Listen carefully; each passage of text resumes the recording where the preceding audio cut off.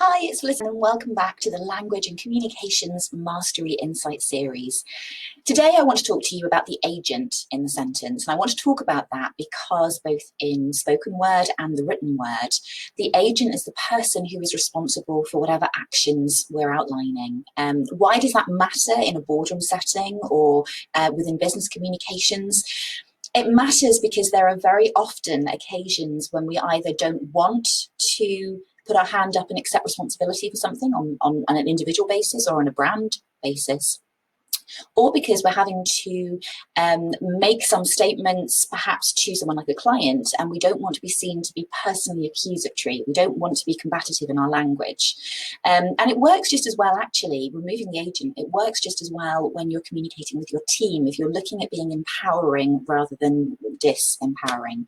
So let's put this into some context. If you think about the agent, it could be we, us, I. It could be a named person, Bob, Jane, Freddie.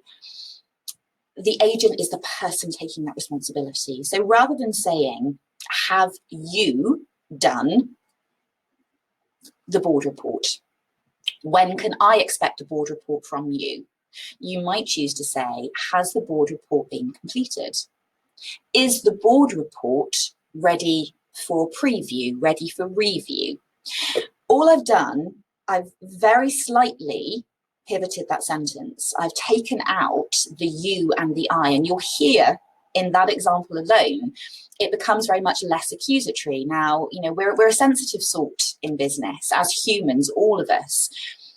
In past insights, I've talked about the stained glass window sunglasses that we all wear. Actually, we're primed and programmed to be triggered by what we may see to be critical, negative, or accusatory statements.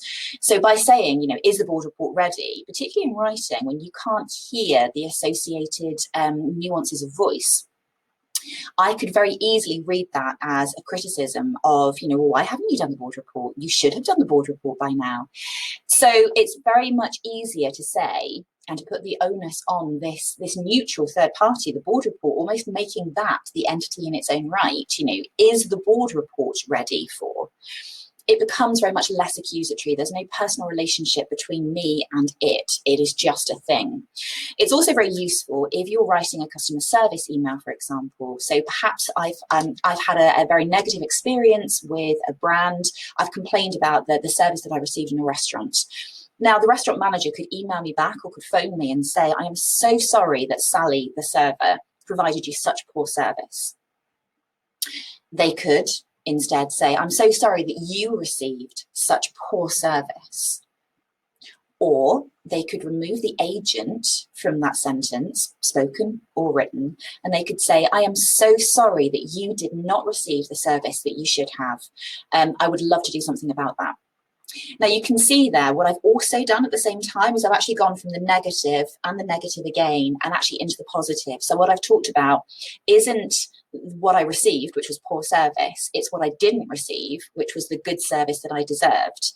Now, the reason that's important as well is it creates, there's a collective identity. We both agree that I should have received good service. So by going in there, actually, we're already, if we're thinking about the language of negotiation, I'm going to cover that in a future insight, we're already finding commonality.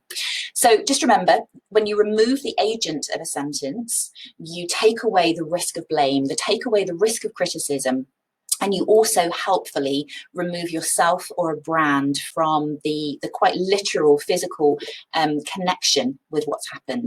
Let me know how that lands. Follow #ZenComsMaster for more insights. I've got some great stuff lined up for the coming weeks. I'll speak to you soon. Thanks so much.